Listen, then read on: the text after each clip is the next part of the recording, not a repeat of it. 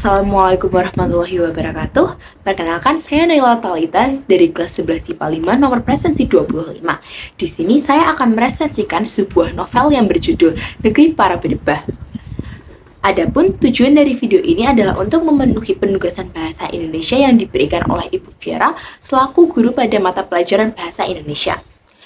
Negeri Para Bedebah, negerinya para musang berbulu domba, negerinya pencuri berdasi, tempat di mana kehidupan terasa jauh lebih fiksi daripada novel fiksi itu sendiri, di mana realita terasa jauh lebih nyata.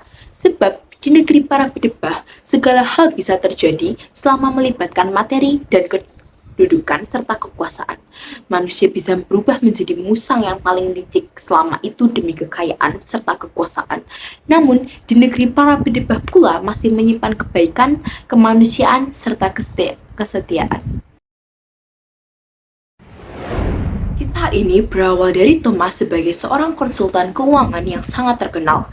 Thomas bisa dibilang merupakan salah satu figur yang paling berpengaruh dalam bidang perekonomian. Dirinya menyelesaikan pendidikan berasrama hingga kemudian melanjutkan pendidikannya master ekonom di luar negeri. Selebihnya, tidak seorang pun mengetahui latar belakang keluarganya.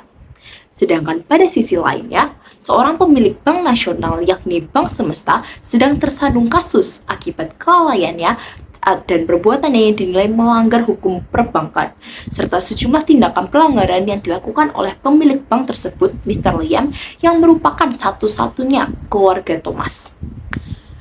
Dengan merencanakan sejumlah strategi, Thomas siap mencari jalan keluar untuk meluruskan permasalahan tersebut. Thomas berusaha mencari bantuan dari pemerintah untuk mendapatkan pinjaman yang mampu untuk menyelamatkan Bank Semesta. Dalam usahanya, banyak oknum yang juga rupanya menikmati permainan dan mengambil keuntungan di sela-sela kerugian Bank Semesta. Masih banyak jalan yang harus ditempuh, masih banyak bidak-bidak yang perlu ditaklukkan olehnya. Kementerian, kepala deputi bank, badan pengelola pinjaman, hingga penguasa partai. Akankah Thomas berhasil untuk menyelesaikan misinya setelah terbang ke sana kemari untuk mencari aliansi? Kalian akan menemukan jawabannya di dalam novel Negeri Para Bedebah ini. Untuk kelebihannya, novel ini berhasil menggambarkan bagaimana karut-marutnya keadilan di Indonesia, seakan memberitahu bahwa banyak bedebah di negeri ini. Buku ini memberi banyak pemahaman mengenai bagaimana pencopet kelas atas bekerja. Pemberian batas waktu yang singkat juga mampu mengaduk-aduk perasaan pembacanya untuk menaruh simpati dan bahkan ikut berharap bagaimana Thomas bisa menyelesaikan permasalahan yang ada.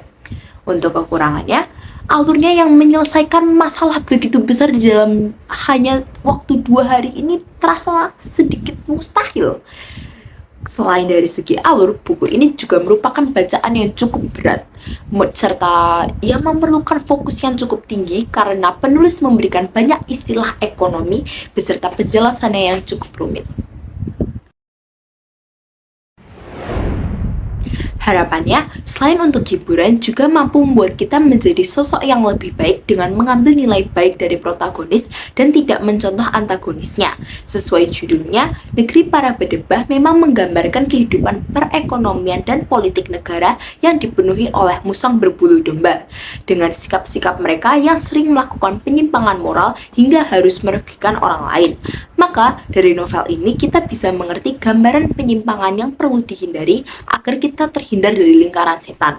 Betapa mengerikannya potensi diri dari dalam manusia yang mampu berubah menjadi monster selama itu menyangkut tahta dan uang.